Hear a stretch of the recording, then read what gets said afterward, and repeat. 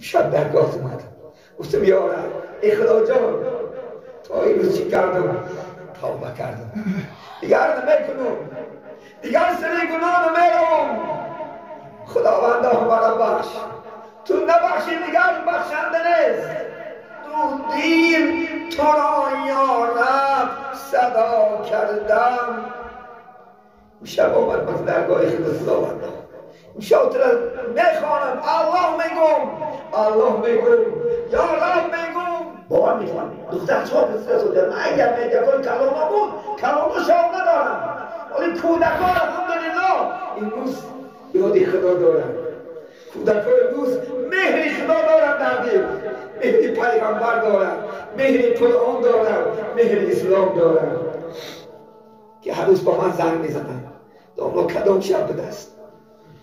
و ما بیان کنیم البته ما برای خود میشنیم افسوس ما جوانا چی؟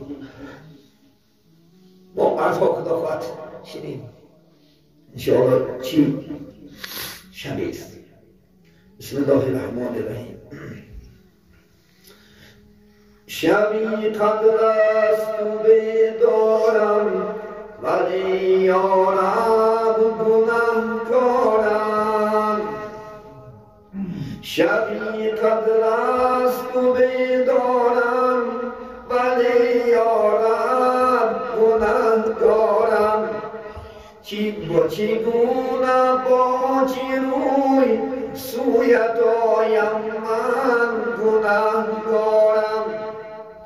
صدایم میکنم یارب سیه رویم ذکر دارم بدریایی گناهانم شدم در تو گریفتارم خداوندان ندادم ده از این دریای پر توفانم شاعر بگد میره خداوندا این شب زنده میدارم ایشی گناهگار و کدام روح در پیش بیستیم اگر ما یک گناه ها ما بیاد بیاریم گفتی شد میگد برای سیاه در پیش بیستیم لیکن امید دارم انشاءالله بنده باید که با امید باشد گرچه گناهگار هستیم الحمدلله از رحمت خدا چی داریم امید داریم انشاءالله در دوامش میگد مرا یا رب هدایت کن به سوی ساحل ایمان خداوندا منم به توفیل نور ایمانت هدایت در دست الله هست عزیزان من اگر الله هدایت نکند حال ما شما چی میشود هدایت در دست بندگان نیست هدایت در دست پیغمبرها نیست هدایت در دست عالمها نیست هدایت در کی است در دست الله است اگر در دست بندگان بود پیغمبر محمد صلی الله علیه و سلم امکشون ابو طالب هدایت میکرد در دنی مردنش ابو طالب از دنیا بی‌ایمان برفتگی است هرچند التماس کردم گو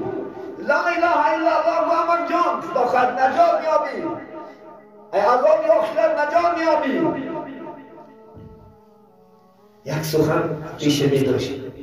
بعد آدمو میگه که از دل مردنش ایمان آورده است ناموس میکنه هرچند رسول الله حرکت کردن آیت نازل شد استعیذ بالله انک لا تهدی من احببت لکن الله یهدی من یشاء ای محمد صلی الله علیه وسلم تو دوست داشتگی آدم‌ها تا هدایت کردن نمیتونی لیکن من کسی را خواه هدایت میکنم الله وظیفه خداوند پیغمبرها جانشینان پیغمبرها عالم‌ها رسوندن خبرهای خدا و مردم است ما شما را میرسونیم اجرا میکنیم نمیکنیم این اختیار در شماست وظیفه خدا خواهد وارثان محمدی گفتن است رسوندن است یکی انشاءالله کنیم. شاید در دوام شعر چی میگد؟ خطا کردم جفا کردم نمیدانم چی ها کردم ولی این شب ز جان و دل تو را یا رب صدا کردم. ده خطا کردم خدا جان هدایتم کن. جفا کردم خودم را ظلم کردم به نماز گشتم به روزه گشتم به عبادت گشتم فرمان شیطانی رعی نکردم. اکنون وقت آوردم نمیدانم که با چی ها کردم ولی امشب تو را صدا کردم. امشب درگاه اومدم گفتم یا رب اخراجان تا این روز چی کردم توبه کردم دیگر نمیکنم دیگر سری گناه نمیرم. خداوندا مرا بخش تو نبخشی دیگر بخشنده نیست. بیاریم از این خدا این شب بابی دیده کن یک قطره آبی که برای الله میکنی آتش دوزخ خاموش میکنه. عزیزان من وقتی که در خلوت و سوی خدا یک آبی دیده میکنی آتش دوزخ انشاءالله خدا خود خلاص میکنه. عذاب آتش دوزخ خاموش میکنه. آبی دیده که برای خدا میکنه. شاعر میگه شبی قد رست و رحمتا سحر بر مؤمنان بارد دلم یا رب هوایی گریه هایی به عمل دارد. خداوندا فقط از صبح بنده ها در رحمت نسزاوار میکنن همش راهی که رحمت خدا میشه منم در رحمت سزاوار کنم. شبی توبه شبی غفران شبی تجدیدی پیمان از شبی رحمت شبی قرآن شبی اخلاص شبی ایمان است. نپگه در تمامی بالکلی ازبکستان زمین قرآنی عظیمشان خطر بشود. شبی خطر شبی اخلاص شبی محبت شبی تجدید کردن ایمان. عزیزان من اگر شب تا سرشی ایمان ذریعت بگیرد ایمانت قوه بگیرد انشاءالله خدا خواهد. شبی توبه ببین برگردیم گوید دیگر برادرهایی که نماز نمیخوانند بیارشون در این شب. گفت برادر بیا یک شب خونه خدا نبیز گرچه نماز نخوانیم یک بار خانه خدا برا یک بار خانه خدا را زیارت کن. تو هم مسلمانی آخی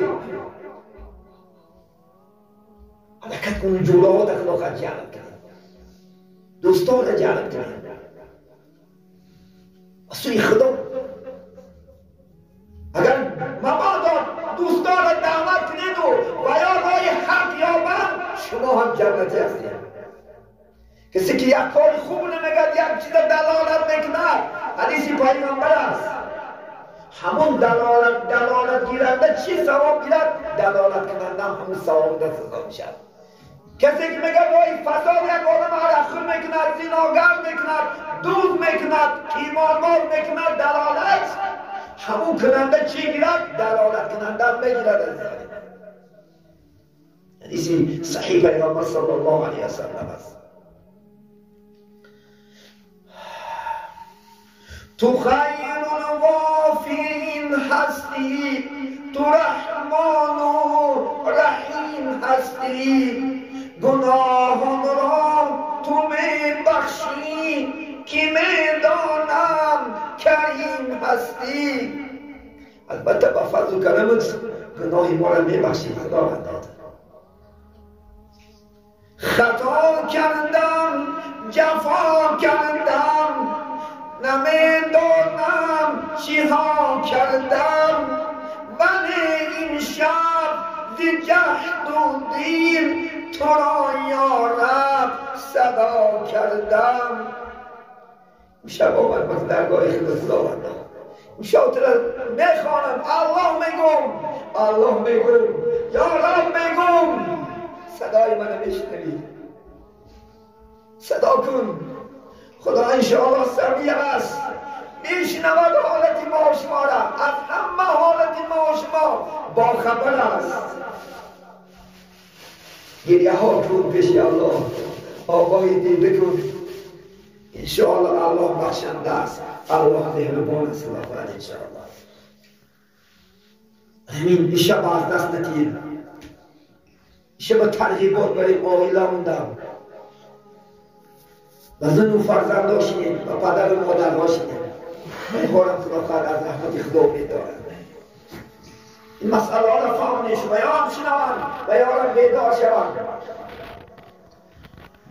زنها را بیدارن انشاءالله خدا خواهد ما نمیگویم شد ما نمیفهمیم شد جرأت نداره بفهمیم وقتی رفته خدا خواهد همینجا زنت که اینجا میشی زنک همین کاری دریا در پرتاب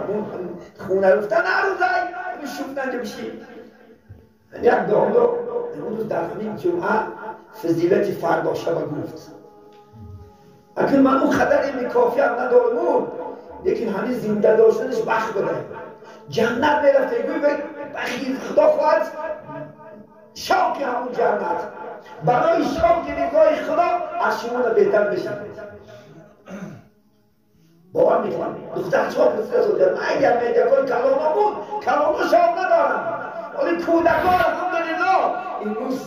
یادی خدا دارن کودکان امروز مهر خدا دارن در دل مهر پیغمبر دارن مهر قرآن دارن مهر اسلام دارن که هر روز با من زنگ میزنن ما کدام شب بده است و ما بیان کنیم البته ما برای خود میشنیم افسوس ما جوانان چی؟ ما مردها خدا خواهد شنیم اگر مسئول زیر دستان جواب میتیم کلکم رای و کلکم مسئول عن رعیتی هر یکی شما با منزله چوپان هستید اگر روز قیامت از چوپانی پرسیده خواهد شد اگر میپرسد این بچه ها را به کدام راه تربیه کردیم این دخترها را به کدام راه تربیه کردیم آیا نماز ناشو کردی خدا شناسو کردی سخت‌ترین عذاب پیغمبر گفت بالای مرد است که آیلش بی نماز نمونه آیلش بی حجاب میکنه زنهاش آیلش بی خدا شناس میکنه این سخت‌ترین عذاب است برادرها شیارشین انشاءالله خدا خواهد